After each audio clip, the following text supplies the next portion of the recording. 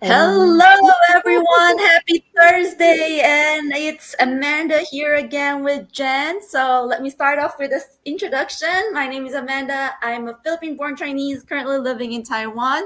And I am a product developer by profession during daytime from 9 to 5. But then outside of my 9 to 5 job, I'm a digital entrepreneur. Managing an online side hustle that I can do during my spare time while taking care of other things, like, for example, taking care of my family members or traveling or doing some other stuff that I really love. So, next, Jen, let's have Jen to introduce herself.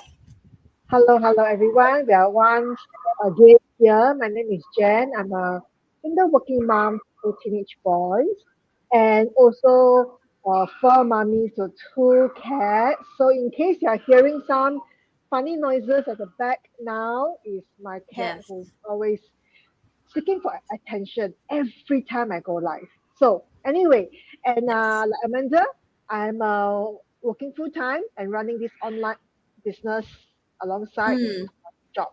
Yes, and today I'm very excited to talk about this topic because it's something that's very close to our hearts. And I think this is very much aligned to our topic: restart, reset, refocus. In life, we really need to uh, relook a lot of things that may have happened to us before, yeah. and then let go and or learn from it and move forward. And today, Yes. our topic is really something, it's very interesting. It's called reparenting my inner child. So, when we were talking about this topic, why I say it's very close to my heart because it's talking about parenting, and I'm a mom to two, and talk about reparenting my own child, as in my own inner child. So some people may be wondering, okay, um, what actually is this inner child? So, in a nutshell, just in a short sentence, I would say that inner child is like ourself, our vulnerable self, uh, that carries emotional wounds or traumas Mm, during our growing up years. It could be as mm, young as whenever we are up till our teenage years or whenever. mm. This is, to me, I find it so important to nurture this inner child because there are things that happen to us that we didn't know that may be traumatizing to ourselves. And Yes. Amanda, I always like to say this, and I'm sure you'll agree with me. Who we are today, right? Who we are today is to me, it's like a set of program or experience that we have went through in our entire life. So it could be from, especially from our parents, or being in our schools, our teachers, and society norms, right? So because of this, it sort of like mold us to who we are today. Yeah. Mm, So this is very interesting because I find that we all gone through different things, learn different things just from other people's experiences, yeah. and sometimes unintentionally, we may have carried certain emotional wounds. Yeah. Mm, yeah. So I think I absolutely agree with that definition. And I just want to give the audience an example of, probably it's a little bit vague, of what emotional wounds mean, or like, let's looks say like, when you are encountering at work, when you see adults, sometimes when they are triggered, when you kind of said something or did something that evokes their sense of insecurity, then they will act childish, they will act irrationally, and for no reason at all. It doesn't make sense. So why is it that despite that they're already 40s, 50s, or 30s, they're acting so childish when that particular incident happened? And right. what that happens, what is happening there is his or her sense of insecurity at that time was triggered because, and why? Because something about the past, her childhood memory, was triggered, and so it brought her that fear again, that feeling of fear, that sense of fear that's brought up again. So she has to protect herself. And so that's when her inner child, like wasn't didn't evolve along with her growing years, right? Right. Or let's say, for example, where there are people out there who are, despite of having a bad relationship with their partner, they still keep on having that relationship, or perhaps they change another guy or another girl, but then they ended up with the same type of man or woman. And Yes. but it doesn't make sense. I mean, you've already had that past experience, but how come you didn't learn from it, right? So because your inner child wants that familiarity. So that's where we would say that a lot of us, or most of us, carries an inner child within us, Right. right? So I think this inner child thing is, probably it's getting popular, but for those of you who aren't really familiar with it, I think Jen did a great definition. And if this is the first time that you're hearing it, perhaps you could, be curious when you feel or you see yourself that pattern of, am I sometimes acting irrationally when I feel fear or anxious? Then perhaps that's your inner child craving for your attention. So let me start off with my own vulnerability, or sharing my own story of my own inner child. So I grew up in the Philippines. I was born in a very traditional family, Chinese family. For us, wife and husband, they should be married forever. But it was very unfortunate for my mom, because her marriage was an arranged marriage. So she didn't met my father until the day of the wedding night, or the day of the wedding. So, and she was forced into that marriage, and so they didn't really match well together. They have totally different personalities, and so Mm-hmm. for them to stay in this marriage because of they stayed in this marriage because of children. But then there was this day when my father finally couldn't bear staying in this relationship anymore. And so there was this time where my mom was supposed, or this one day where my mom was supposed to take me to the dentist's appointment, but then she misses the schedule because she was accompanying my grandmother's doctor to the bus station. And so she got late. And so when my mom finally came home, and I was there complaining why she's so late, because I had so many other things to do. And my dad immediately shouted at my mom, or he immediately accused my mom of having an affair with that doctor.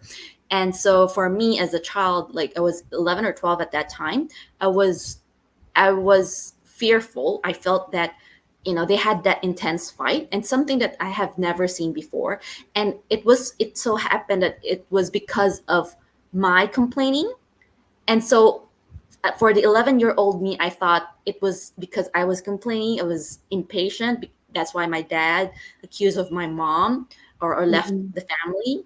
And so from that point forward, I started to have that belief that, you know, I was the reason my mom and dad separated their ways. And then, despite that, on the second day, despite that, I wanted to explain or try to salvage the situation. Before I could even say a word to my father shouted at me, like screamed loudly at me, and I couldn't. It was, for an 11, 12-year-old girl, Yep. and Yep. she couldn't understand, and she was so fearful and so terrified that she just went back to her room and cried the entire afternoon. And despite that, her father, or my father, was actually tried to explain the situation afterwards, but she couldn't really listen to any of Right. my father's word, because all I could hear was my own voice saying it was all my fault.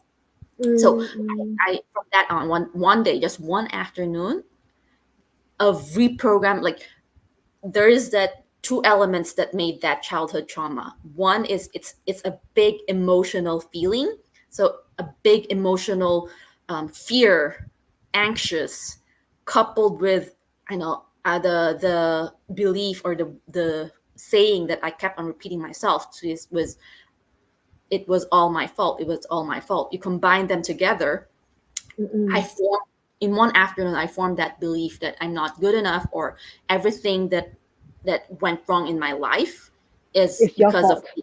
Yes, Right. yes. So Mm-mm. it's just one afternoon, and and that's it.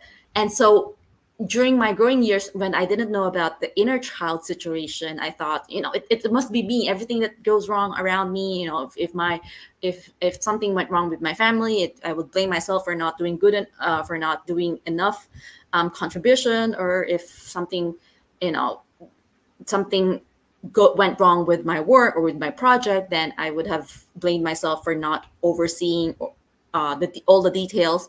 Those are the things that happened in my life that hindered me or prevented me from really maturing. And so Right. my solution back then, because I was so anxious and fearful, and so in a point where I actually got into a slight depression, then I started to look for solution. So if you happen to be, on that deep, deep abyss of life, then it's okay. I would like to tell the audience that it's okay, because once in that deep abyss, then you can't go any further. Then your brain will start to look for solutions. So Yeah. like what Tony Robbins says is break down or is breaking through. Actually, it's actually my life coach said that breaking down is breaking through. So once you're at the Mm-mm. deepest point in your life, then you'll find a way to get out of that situation. So there's always hope in the deepest hours of our lives. And so when I started to have those depression, I had to find a solution, and my solution back then was to hire a life coach. And so she introduced this inner child concept to me. And when I was trying to connect with my inner child, like she would ask me, could you go back in time to that 11 or 12-year-old Amanda? How is she doing right now? And Mm-mm. I was imagining that, I was visualizing that. And at first, my 11 to 12-year-old me wouldn't want to face me. She was lying down in the bed and with her back facing me, not the face, but back facing me. And so that's actually a sign that my inner child is not. I ignored my inner child. I have completely ignored her, that she wouldn't want to connect with me, and so I wasn't feeling whole. But then, as my Mm-mm. life coach um, gradually, um, you know, helped me reconcile with my inner child, then gradually, my 11 or 12-year-old Amanda started to face towards me, and they started to hug each other. And that's when I feel like, okay, I'm really one and whole with my own Right. inner child. I'm taking care of her, and that she can count on me as a grown-up Amanda to help deal with life situation. And so this is actually something that I really find powerful. When you're connected with your inner child, then whatever you do in life, you come from a wholeheartedness, you come from a place of love, because you're taking care of yourself.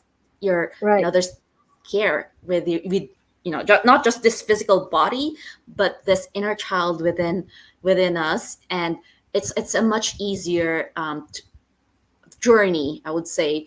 And it's much easier to tackle things when your inner child has been acknowledged and has been heard and has been taken care of.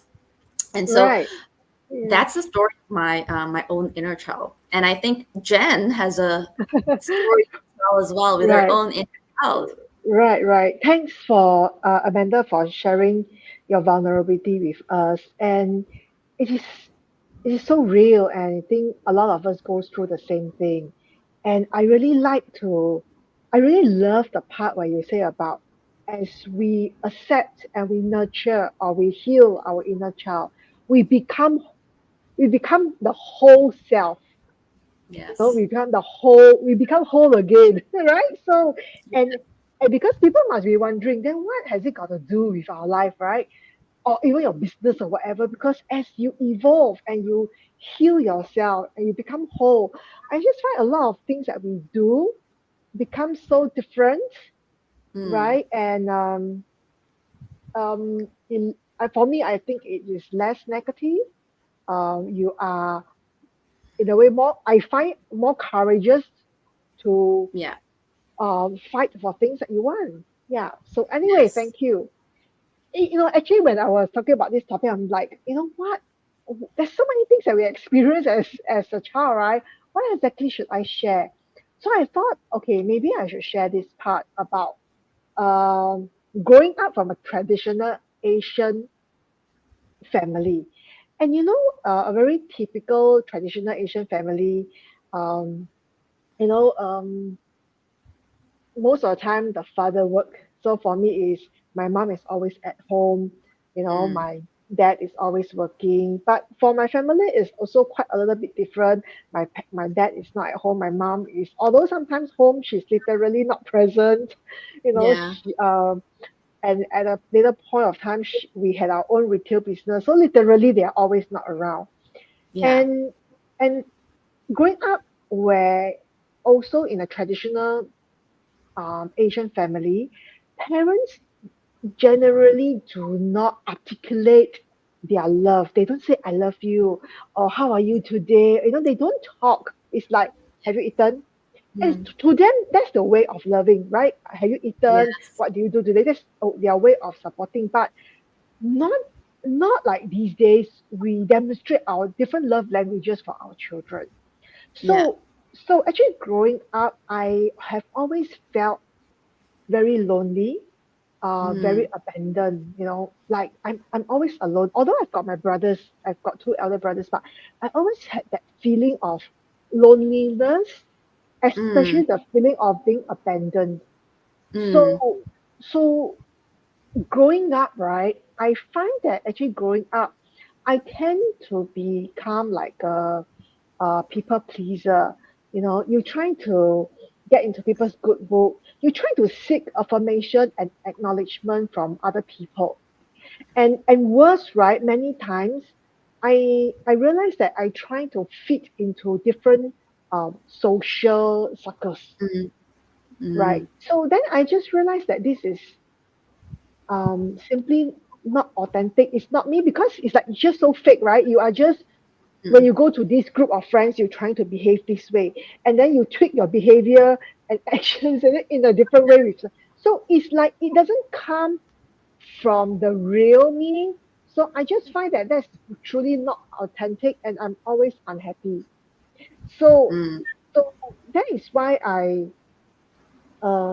knew that something is wrong, something is not right. I know I'm not happy, but you just couldn't get it, like what exactly is wrong. Mm. So yeah. So until when I through this online business, then there's a lot of like I said, I always share there's a lot of personal growth and development. I came to know about inner child healing. Actually, Yeah. there's a coach who is very generous with her sharing, and then she shared about inner child healing and how we can, heal our inner child.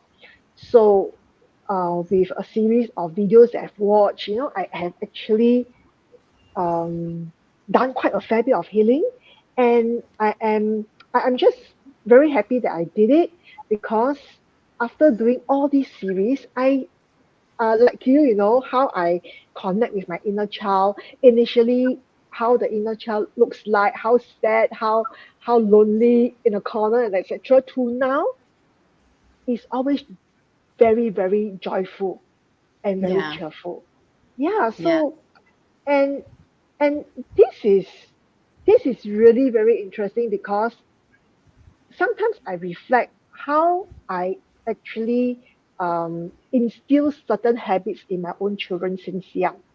Yeah. And then I actually realized that, although at that point I didn't know, but now I realize that there is actually a link, right? Like when I was Yeah. young, I never had chance to go swimming, cycling, Mm. playground, playing sand.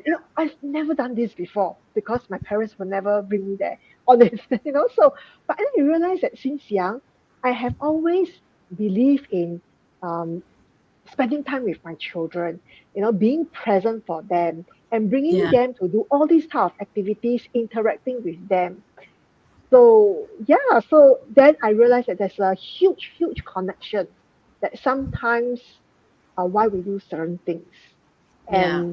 And I'm glad that I managed to break this generational change that children should be left alone, should be Yes. feeling abandoned. Yeah.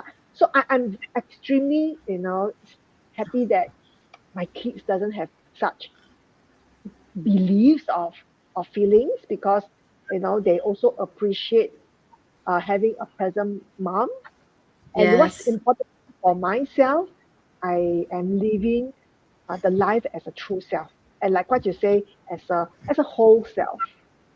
Yeah. Yes. And I would say that your son is so fortunate to have you as their mom because you gave them what you didn't receive from your parents, and they will remember it forever. And they, as a parent themselves in the future, they know whom to look up to, right? So Right. they know what's Right. the right thing. What's the feeling of being of having your parents' attention while you're young, and then I'm Right. sure they wanted their children to have that same feeling and that same sense of security. And Yes. you're doing an amazing job, as you're just what encountered that inner child video program for a year or so, and you managed Yep. to break through, or, Yes. actually learned how to heal or reconcile with your inner child. So that means you've done an amazing job, because it took me several years to finally um, feel whole again. And so kudos to you for doing that within 1 year. And I think what Jen shared a while ago is, I sense her sense of happiness. Once you're whole and you're coming out of Mm-mm. love, happiness just naturally flows, love naturally flows. And so that's why Right. we are introducing this inner child concept to the audience, because we have personally felt the power of when you feel whole inside, when you feel like your what anxious self, your inner child self, once that is all settled down, then all you can just feel inside is just bliss and happiness and whole. Yes. And whatever you do is just simply coming and flowing out of love. Absolutely. Yes. And so that's I hope the audience today has taken away some tips and tricks on how to, or at least get to know an idea of what this inner child concept is. And if you have any other questions about inner child, feel free to reach out to me and Jen. And Jen mentioned a while ago, in this online business, we also talk about inner child, or we place a lot of emphasis on inner child. And I think it's not just in this online business, but any other business, because as a person, business is a person to person business. It's people business, right? So Right. even if you're selling products, you still have to talk with some person to Right. verify if this product's real, or eventually you'll have to deal with people.